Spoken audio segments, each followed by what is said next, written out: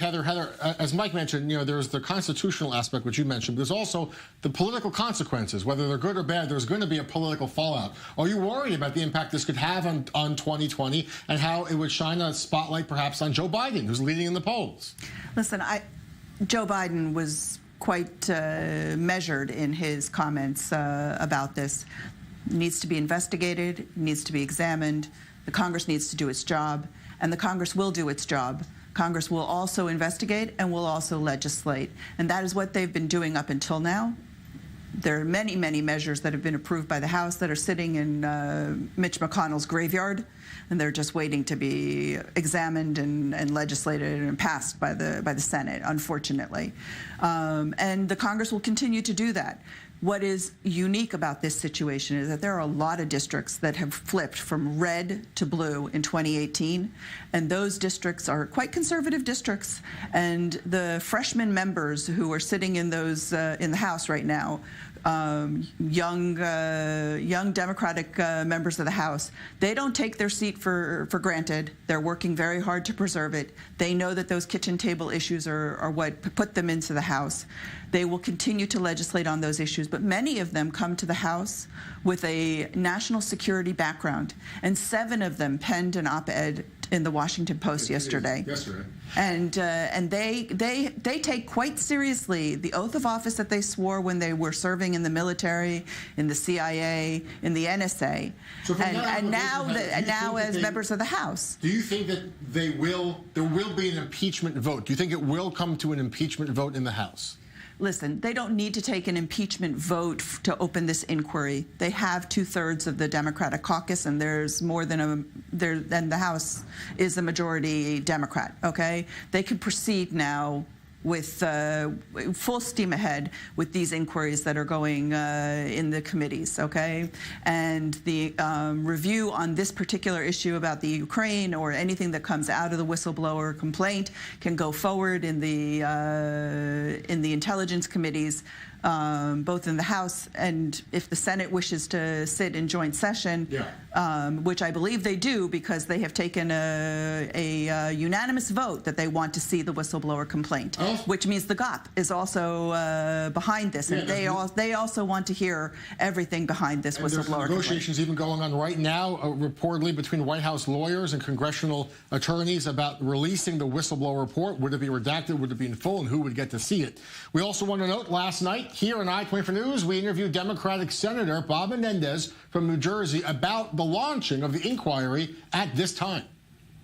Well, understand that an inquiry as it relates to impeachment is not the same thing as deciding on an impeachment. An inquiry is to provide all of the information necessary to make the determination as to whether or not impeachable offenses have been committed. And then if all of that information gives rise to the fact that there are impeachable offenses that have been committed, then the committee, the Judiciary Committee, would vote on articles of impeachment. They would bring it to the House, and then it would come to the Senate as the trier of the facts and the law. So, I think that understanding the nature between an inquiry and an actual impeachment is incredibly important.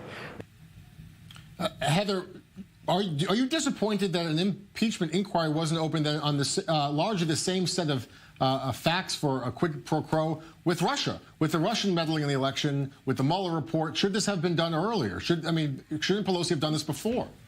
Listen, in fact, that is what was happening. Nadler stated that there was an impeachment inquiry that was going forward on the Mueller investigation facts, okay? And he was trying to get to the bottom of it. Unfortunately, we've had a lot of obstruction. Just recently, Corey Lewandowski's testimony before his committee, before Nadler's committee, was just an example of more obstruction, where Lewandowski claimed privilege that wasn't his own. He was claiming it on behalf of the president and the White House. And he said that he knew that he was declaring a privilege that wasn't his own to declare. The obstruction was a big issue here. Yes, of course. So this is just yet another example of obstruction upon obstruction upon obstruction.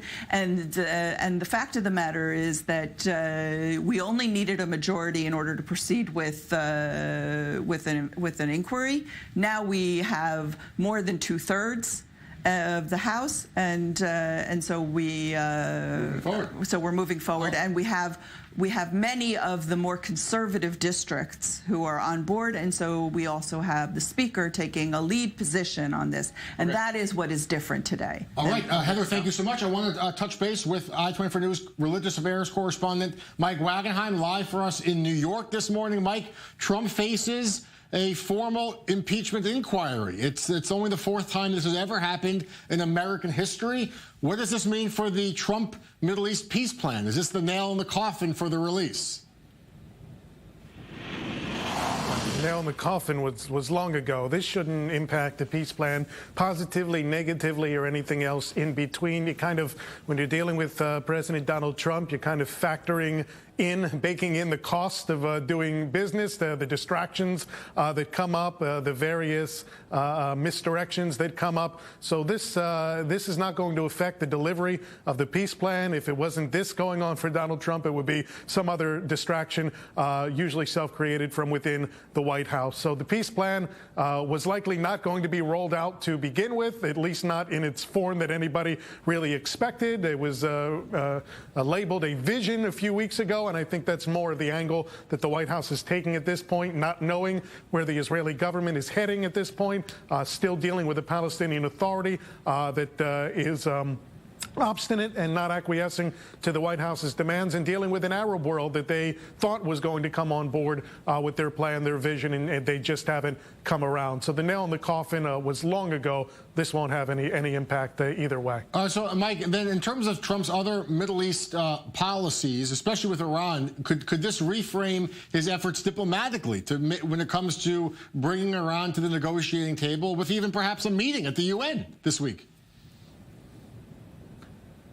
I'm not really so sure. Again, Donald Trump has been dealing with these various scandals almost from the time he set foot in the White House, and yet other powers choose to either do business with him or to not to do business with him, or do business with him when it's convenient. So Iran is not going to look at this and say, well, Donald Trump may be impeached, so now we're going to hold back from a meeting or what have you. Donald Trump, everything seems to bounce off him like Teflon, and so I don't think Iran is looking at this situation or other world powers and saying, well, we thought maybe we could reach a resolution, but now that he's dealing with an impeachment inquiry, maybe we should back off. They'll continue choosing the path that they chose long ago in dealing with Donald Trump, positively, negatively, or otherwise.